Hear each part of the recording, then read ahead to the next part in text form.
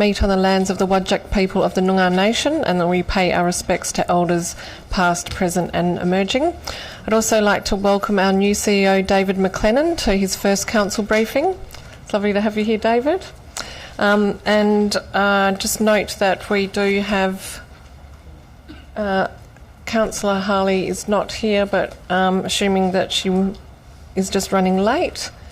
And I think Councillor Murphy is in the building. So, but we have a quorum, so we'll continue. So, members of the public gallery, this is your opportunity now to come forward to the microphone to speak to any items on the agenda this evening. There is no set order, it's just as you wish to come forward. We do ask that when you do come forward, you state your name, the suburb that you live in, and the item which you're addressing council on this evening. And we also ask respectfully that you do. I'll go to declarations of interest. CEO, do we have any this evening? Thanks, Mayor Cole. Yes, I've received a disclosure of interest affecting impartiality from Councillor Jimmy Murphy. Councillor Murphy discloses that he has an association with Roberts Day, who are sponsors of the Town Team Movement Conference, which is a not-for-profit organisation of which Councillor Murphy is the chairperson. As a consequence, there may be a perception that Councillor Murphy's impartiality on the matter may be affected.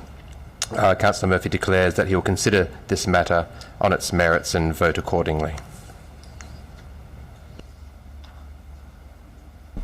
Thank you, CEO. So we will now go to question and answers between Council and Administration. The first item that was raised from the public gallery this evening was 5.1, and that is number 13 Bramwell Street, East Perth, change of use to unlisted use. Questions, Council members? Councillor Toppelberg. Thank you. Through you to the Director of Development Services, Acting Director, just in relation to the car parking calculations, my reading of the because it's an unlisted use and it's not referred to specifically in the policy, that we've effectively done a site analysis, but on page 30 of the report there is a reference to a requirement for 2 car parking bays. That's from the consultant report to the applicant, so the number of bays required is at 2. Just for my benefit, obviously under the relatively newly minted car parking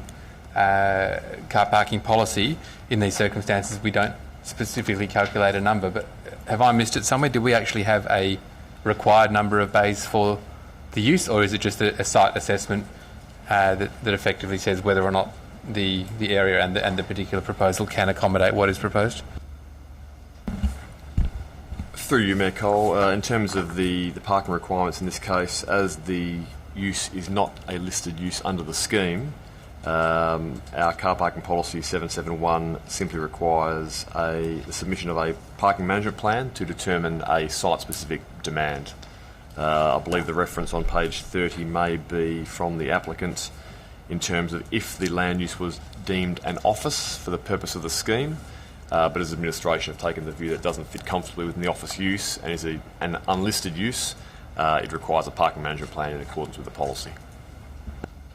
Okay, and my reading of the car parking discussion on page 14, or the car parking reference in the report, is that there is the car parking that is on site is to be provided exclusively for the full-time employees, but there are known to be 6 volunteers, and effectively the rest of the discussion that is in there says there's available parking in the area, and pretty much this proposal will take up all of the rest of the available car parking in the immediate area, particularly adjacent to the site and across the road, because there's only a few unrestricted bays. Most of it is timed parking. Given that discussion, can I ask why it is that the city hasn't proposed that there be a cash in lieu payment or some other discussion about the car parking, given that it's effectively supporting the applicant's contention that they cannot sufficiently provide on-site for the number of bays that they will need every day that they're operating? Through you, Mayor Cole, I suppose in terms of the parking management plan submitted and the resultant assessment, it is evident that the car parking in the local area the available parking will be required to be used for this land use, but I suppose that will be administration took the view that would be offset by the very close proximity to the East Perth train station and other, I suppose, non-private modes of transport. It certainly would be open to council to form the view that the parking management plan doesn't adequately justify the parking provision, and if a shortfall was considered to exist, it would also be open to council to impose a cash in lieu requirement to equalise that. And just in relation to the comments that were made from the gallery, so specifically in relation to section 67R of the regs, from what I can see, there are a few matters that were being alluded to, so perhaps if they can be provided in the briefing notes, but specifically in relation to clause 67R, which is the suitability of the land for the development, taking into account the possible risk to human health or safety, and I think that's specifically about the idea of people crossing East Parade from the train station and the suitability of that as a crossing point. Clause T, which is the amount of traffic, and we spoke briefly about that. Clause U, which talks about the availability and adequacy for access, which again goes to the location of the train station and the reference to the near enough to nil setback of the building itself from the street. And Clause X, which talks about the impact of the development on the community as a whole, notwithstanding the impact of the development on particular individuals. And just perhaps some further comment if we can receive from you in relation to Catherine's contention about it not servicing the local community and being, I guess, a sense which did come through in the consultation that the service that is intended to be provided is not to service the local community but to be located within that community to service people from outside. So that happy for them to be taken on notice, and if they can be provided in the briefing notes, please. Through you, Mayor Cole, yes, they can be provided in the briefing notes and the report updated accordingly. Councillor Loden, did you have some questions? Thank you, Mayor. Through the Chair, just the question around a 2-year versus a 5-year approval. There is some text in the report around the time-limited approval, but if you could provide some comment about why a 2-year versus a 5-year was selected. And secondly, there was a question raised about the date the DA is approved versus the date the operation starts, and if administration had a view on that as well. Through you, Mayor Cole, I'll take the second one first. The comments from the applicant are noted and they're considered reasonable in terms of the structuring of the condition, and that can be further clarification can be provided in the report and the briefing notes. In terms of the substantive requirement for 2 years as distinct from 5 years, administration did note the 5-year approval that was granted for Church Street in 2013. In this instance, given that there was at least some residential land in the near vicinity, it was considered that a 5-year time limit might be excessive. When compared to the Church Street application, that was fairly well embedded into a commercial area, whereas this site is on the edge of a commercial area where it adjoins a residential area. So for that reason, administration considered 2 years more appropriate than 5. Council members, Councillor Castle. Through you, Mayor Cole, a question for the Director of Development Services. The premises are currently operating in Maylands, I believe. Do you have any information on how that has operated, whether there's been any problems or complaints from the nearby businesses or residents, and in particular if there's been any reports of drug use or any of the other issues that were raised in the public gallery that might occur? Through you, Mayor Cole, not aware offhand, but can certainly do the investigation report back for the briefing notes. Councillors, Councillor Gonchevsky. Thank you, Mayor. Through you to the Acting Director of Development Services, just in relation to the management plan, just whether there is the likelihood of being able to view even a draft management plan prior to a meeting, like noting that I think in general terms a management plan would be something that would form part of Council's consideration on a particular issue, and also just in relation to community uses in the zones that they might be currently located, is it possible to get some, obviously recognising that each decision is taken in its own context, but if we have, and if I've missed it in the report, I apologise, the other community uses in the zones that they might be located within the city? Through you, Mayor Cole, in terms of the management plan, staff can certainly work with the applicant to potentially have a draft prepared in time for next week. Obviously, the applicant raised no fundamental objections to the conditions, so staff may be able to work with the applicant on that and produce something for next week. In terms of the other community purposes within the district, I'll take that on notice and report back to the briefing notes. Just in terms of the management plan, just even if there's SOPs or that may be, given that the premises is the use is currently operating in another LGA, whether there is existing documentation as well that could be provided to support or provide some additional information on the management of the current facility. Through you, Mayor Cole, yes, in terms of investigating what is occurring at Maylands and their experience there, the city can seek to access any management plan they may have in place. Council members. Director, I did have a question about the extent of consultation. I note that it didn't sort of extend the full extent of the residential homes on the opposite side of the street. I was just really querying, given that it was an unlisted use with up to 50 people attending, whether there was any potential to have considered extending that consultation area. Through you, Mayor Cole, based on the city's consultation policy 415, where an unlisted use is proposed, the comment period is to be for 21 days to the surrounding landowners, including a sign on site and advertising in the local newspaper. So in this case, administration did follow the policy to the letter of the law, but that said, it would have been open to staff to extend the range in terms of the letter drop. That notwithstanding, staff still did receive submissions from areas, from people outside the mail out, which I suppose suggests that the sign on site and the newspaper advertisement did reach an audience. But effectively, yes, staff could have extended the mail out. Also, I'm just wondering in relation to some of the questions asked about the capacity for 50 people to attend.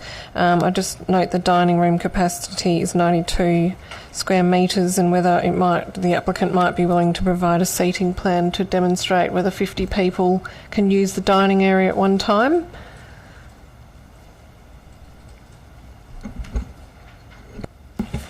Through you, Mayor Cole, yes, the city can contact the applicant to provide such a plan. And just finally, just to go to the issue raised by Councillor Gontaszewski, I do think the management plan would be a very helpful document to have prior to decision-making time, particularly in light of some of the issues that have been raised by surrounding residents. So if we can have a form of management plan prior to next Tuesday, I think that would certainly help the decision-making process.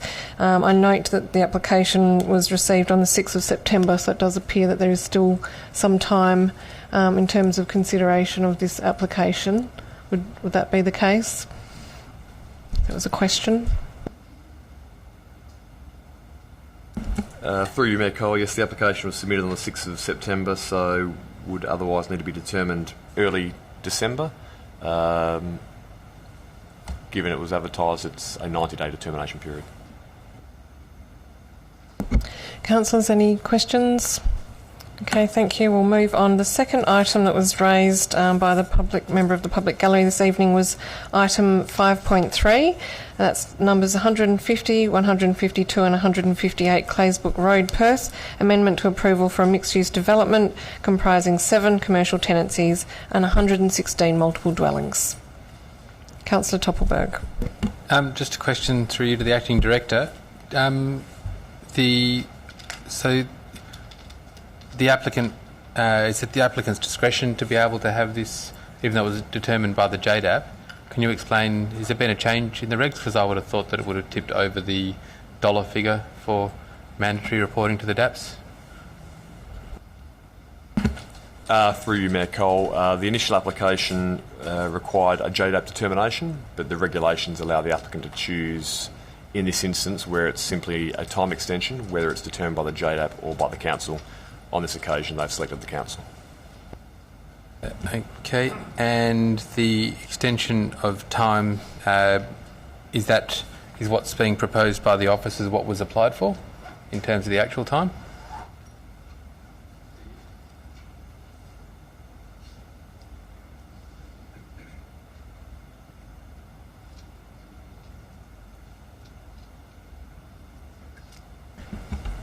Through you, Mayor Cole, I would suggest so, but I'll double check that and report back to the briefing notes.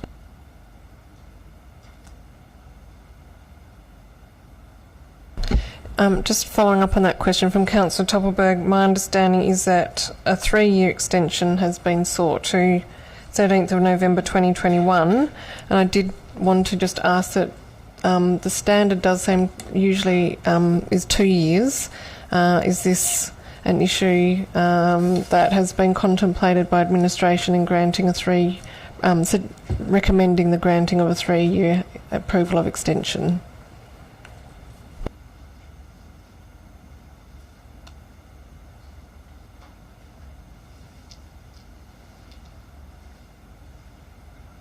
Through you, Mayor Cole, and touching on Councillor Toppelberg's previous question, the applicant did in fact apply for a 3-year extension. Whilst 2 years is in fact the norm, it is open to council to grant any extension it wishes. So the advice that the administration has received is that given the scale of the proposal and the amount of work required to bring it to market, 3 years was their request, and administration are comfortable with that. Thank you, Director. Any questions, council members? Councillor Loden. Thank you, Mayor. Through the Chair, on the ESD report, in terms of the water reductions and CO2 reductions, if I'm reading it correctly, the proposed building already achieves a 93% reduction in water and a 15% reduction in CO2, and then the report goes on to list a number of initiatives that it can do to further achieve those reductions. 93% water reduction as built seems very high to me. I just would like to understand what are the things that they're doing that are different to a standard build that would achieve that 93% water reduction, and then similarly, what are the initiatives already inbuilt to the original design that achieve the 15% CO2 reduction as well? Through you, Mayor Cole, if I can take that on notice and report back to the notes. Councillors. Councillor Vatakis. Through you, Mayor, to the Director of Development Services. I just want to get an understanding if there's been an amendment in the number of commercial on the application, or any amendments on the numbers of car bays that have been provided from the original submission through to the current one.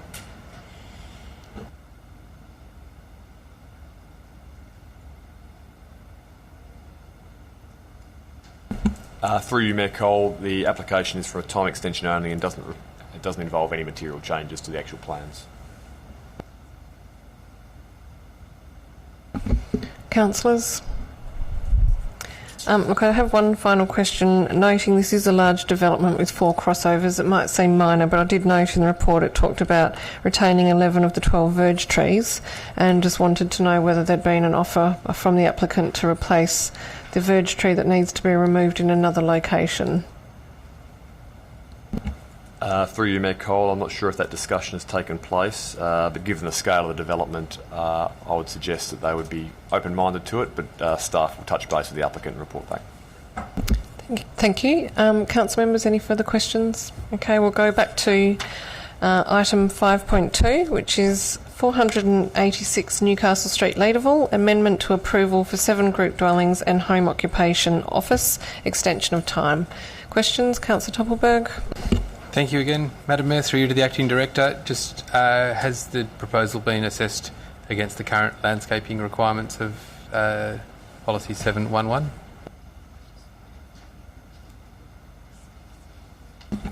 Through you, Mayor Cole, since the application was previously determined, the policy setting regarding landscaping hasn't changed. So the administration have accepted that the variations supported previously are still acceptable to Council. Councillors, any further questions? Okay, that concludes Development Services for this evening. It's short and sweet. We're now on to engineering. Item 6.1, minor parking restriction improvements / amendments. Any questions on this item? Quite straightforward. Okay, we'll move on to corporate services. Investment report. Don't know if that, hang on a minute. That's a late item, didn't come through at the last minute. So that, when that does come through, I'm assuming Friday. Yes, Friday it will come through. So if you have any questions, do feel free to email in advance of the council meeting, and you're also fully entitled to ask questions at the council meeting. The next item is 7.2, authorisation of expenditure for the period 19th of September to 16th October 2018. Any questions? Okay. Item 7.3, licence to Expinos Proprietary Limited for alfresco structure within a road reserve, units 3 and 4, 177 Stirling Street, Perth, Bricker Bar. Councillor Loden. I just wanted to clarify why the licence fee was originally in 2013 $2,000. Was there a particular reason why we chose $2,000 again this time round? And did we give any consideration to indexing at CPI? The licence fee was based on the fee imposed by the department, and we've just kept it at the same. So it was a one-off fee and it was $2,000. It wasn't increased by CPI because it was just paid on a one-off basis. So we've just started with a $2,000 fee as well. So we're not proposing a CPI increase. Is that right? Councillor Loden, anything further? Can I request an amendment to index the licensing fee at CPI, please?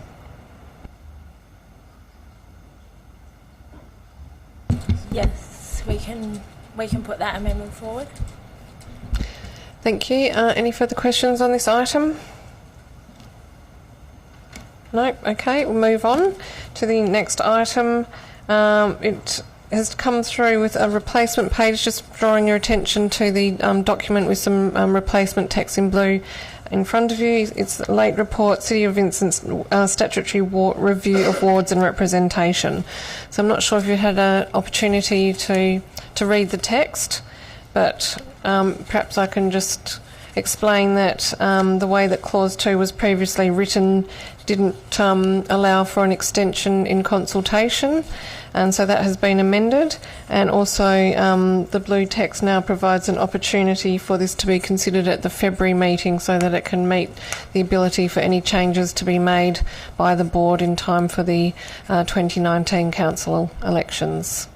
Are there any questions on that or in general on this item? I see some council members reading it, so I'll just hold for a moment.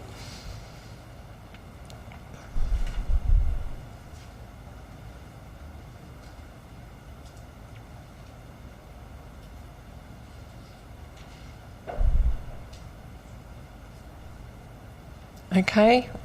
Any questions? No? Okay, thank you. The next item is 7.5, late report, variation of seasonal licences for Charles Villiard Reserve Pavilion, rubbish and recycling bin charges.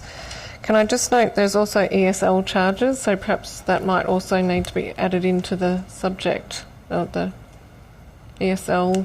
Oh no, sorry, that's the write-off component. Sorry, I'll open it up for questions and I'll come back to that. Just don't worry about that for now. Questions? Okay, I think what I was trying to say was the ESL component, but that's listed in the report only as a write-off and not in terms of a change to the schedule of fees, so we don't need to worry about that. Through you, Mayor Cole, the ESL was already taken into account in the previous licence, so when we approved that, we approved the payment of the ESL and the write-off, so that's why we're only dealing with the bins and in this report.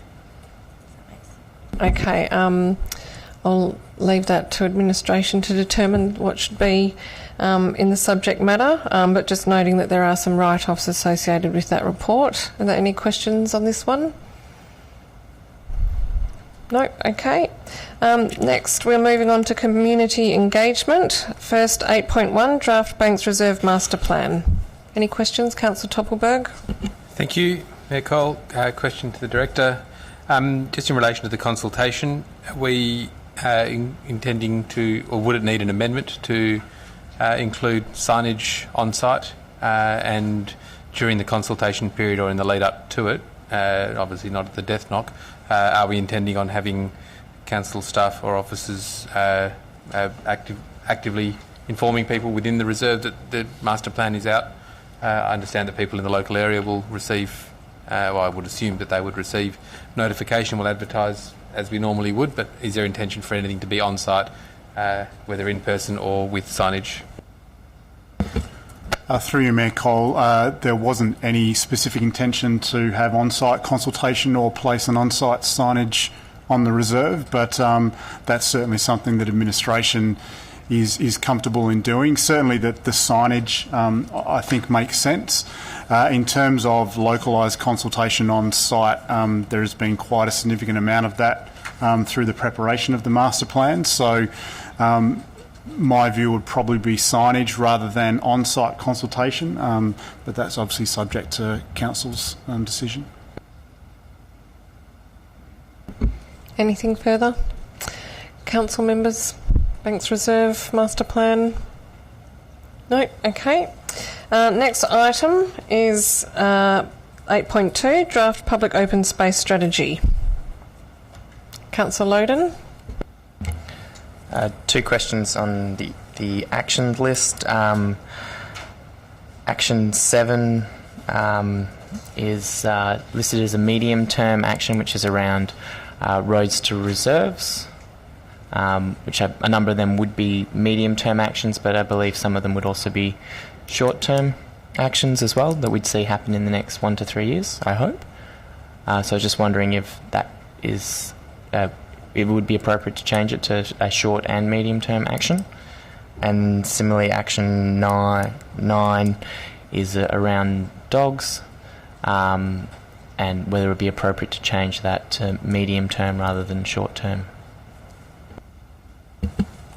Through you, Mayor Cole, certainly through some of the more recent mapping that we've been going through, including last night, and some of the potential solutions to fill some of the gaps, it would certainly make sense in hindsight to have action number 7 be both short to medium term. And in relation to action number 9, again, we tried to get that balance between a significant amount of community consultation coming back around the importance of dog exercise areas and improved amenities for dogs. Hence, it was a short-term priority initially. Having said that, the revised mapping and the revised analysis of dog ownership within the city could certainly substantiate that being moved to a short to medium term priority as well. Councillors? Director, I did have a few questions. I was just thought the mapping in the public open space strategy is so excellent and full of information that I wondered whether it'd be worth considering having one map per page. Obviously it might make for a longer strategy document, but I think that it does need to be as legible as possible. Is that word again? I also just wanted to inquire as to whether it would be worthwhile pointing out that the public open space audit was undertaken independently by the external consultant. I think that that's quite useful information for the community.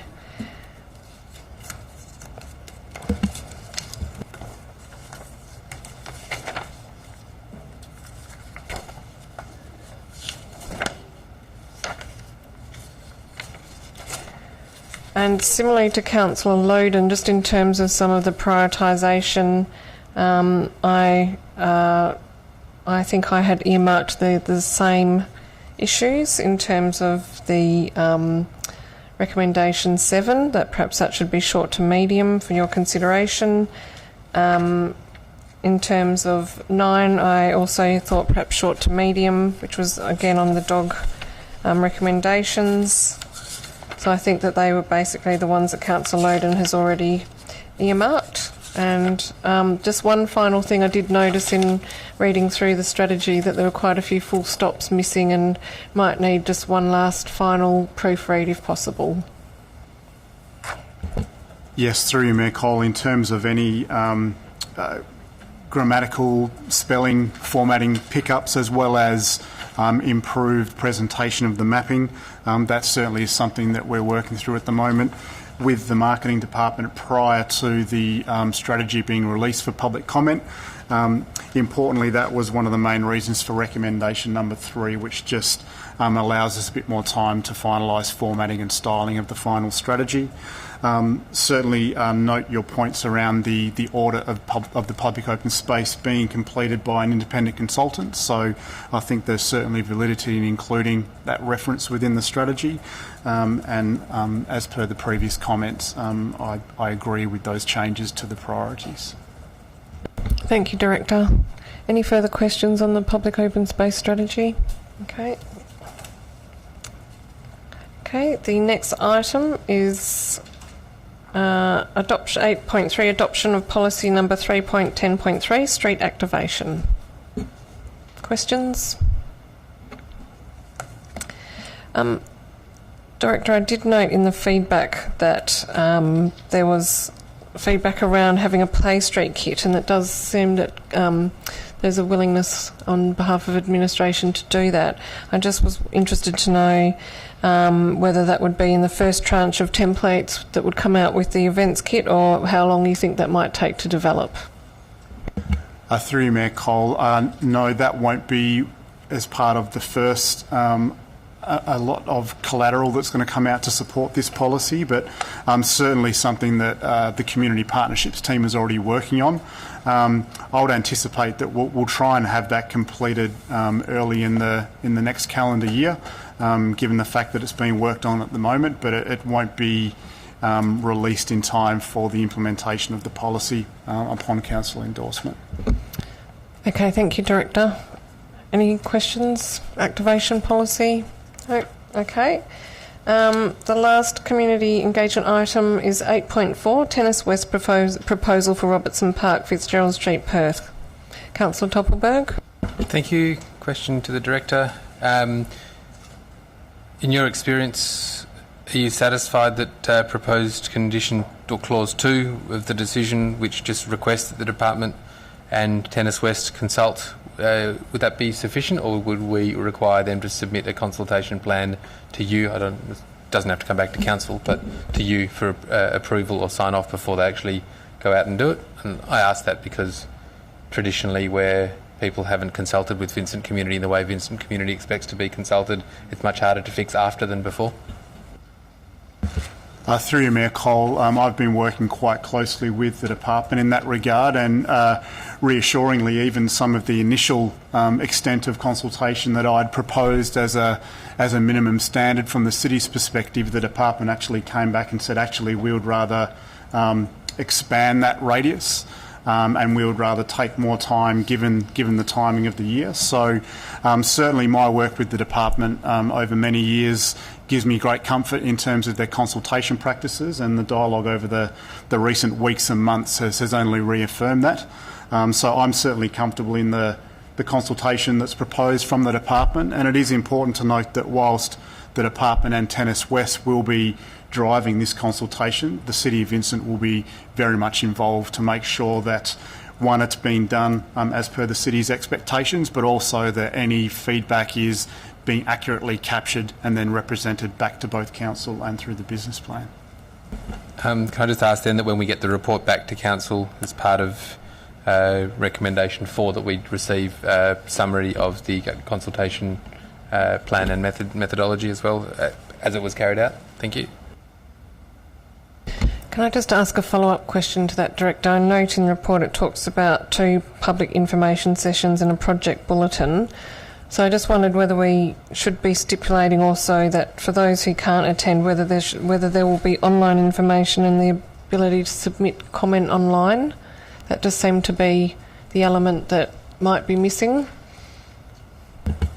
Through you, Mayor Cole, I'm certainly happy to add that to the report, and we would simply just form that link or create a specific project page on the city's EHQ portal that the department could access the information from, but that at least centralises the consultation through a city medium.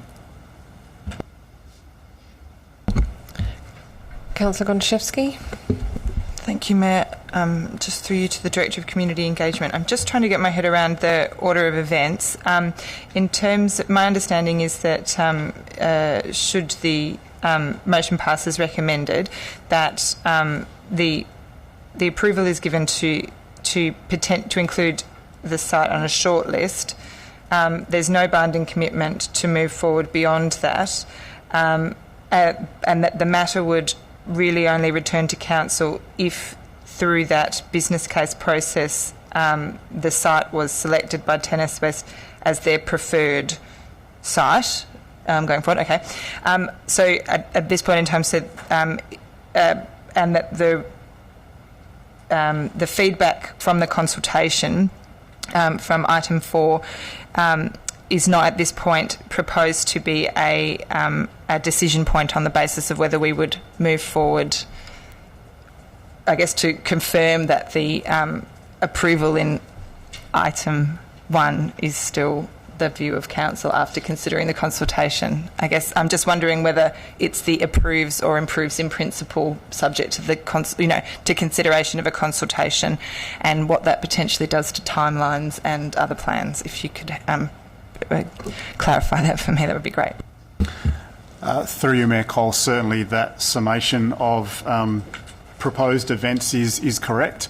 At this stage, the way the administration has made the recommendation is that approval from council is sought to include Robertson Park on the short list of sites.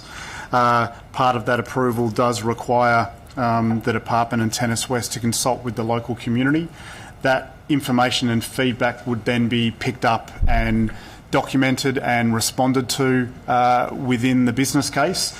That feedback may indeed, and I've actually got no doubt, that will inform part of the business case and whether that site is shortlisted or I guess rises to the top of the shortlist. So at this stage it is intended that the department simply takes the feedback and includes it in the business case.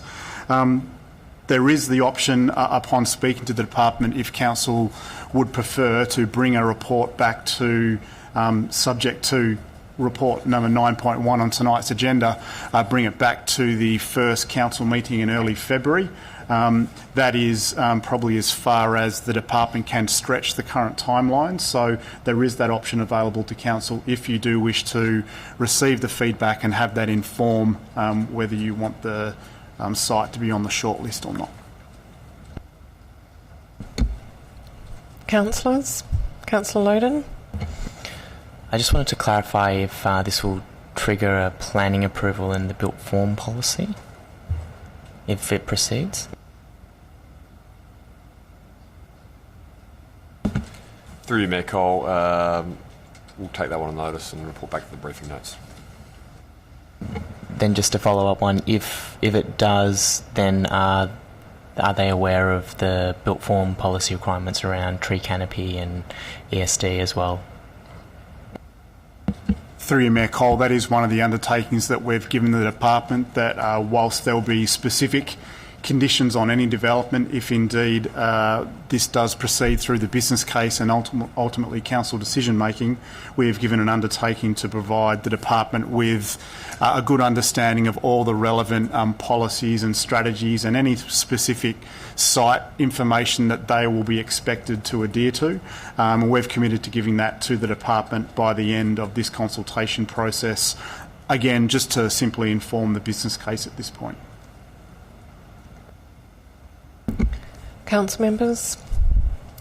Director, similarly to Councillor Gontaszewski, I did have some questions around the implications of Clause 1 and whether expressing in principle support with feedback coming back to Council on the consultation would be possible. I note you say the February meeting could be doable from the DSR perspective.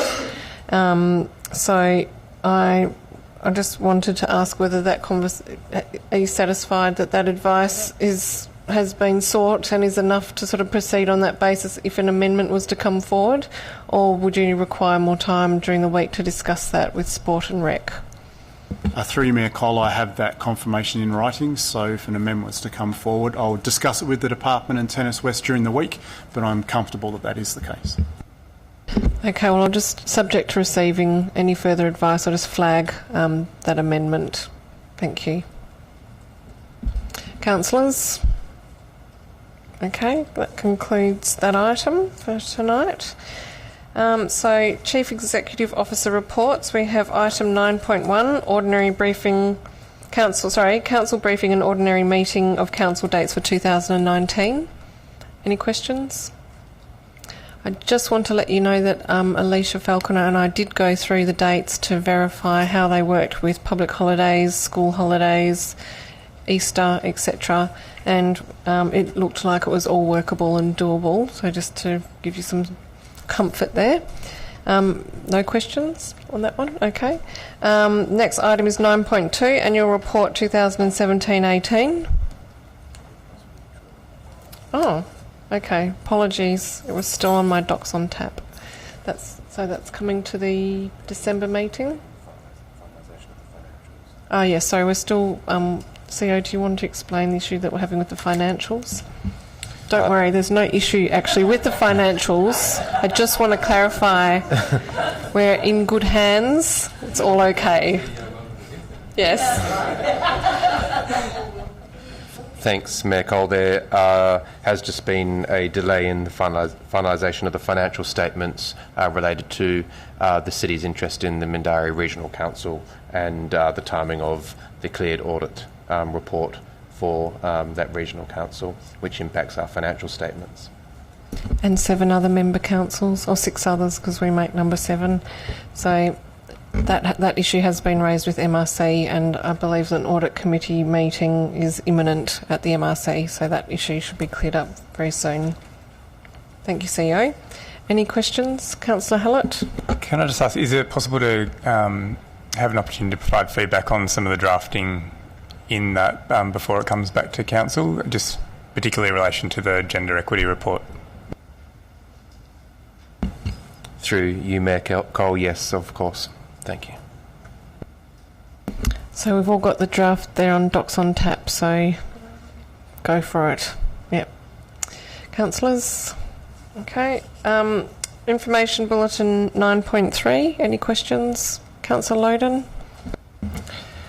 Just one question on the outstanding notices of motion. There's one from the former Mayor John Carey around reviewing the laws around construction and impacts on verges, and it refers to a workshop in 29th of August where there was of 2017.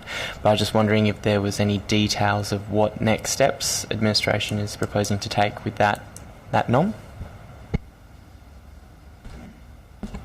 Through you, Mayor Cole, that notice of motion relates to the local government property local law. That will be being referred to a council workshop on the 20th of November, so later this month, along with a review of the health local law. Ask and you shall receive. Any other questions, Councillor Loden? On the information bulletin, councillors? No? Okay. Okay, that concludes the standard items for this evening. We just have one... MRC. Oh, sorry. Sorry, I have an old agenda. I apologise. That's why I'm not keeping up with what's been withdrawn and what's been added. Sorry. Item 9.4, late report, appointment of an alternative member to Mindarie Regional Council for the one meeting on the 6th of December. Questions? No? just to explain, given that that's December, there are 4 events happening on that night, so we are calling on all council members to rally and provide support. Thank you. Okay, now I think we're concluding the open session of council for this evening, and we have one confidential item to ask questions on, so we will move behind closed doors and we will cease the live stream. So thank you for joining us this evening.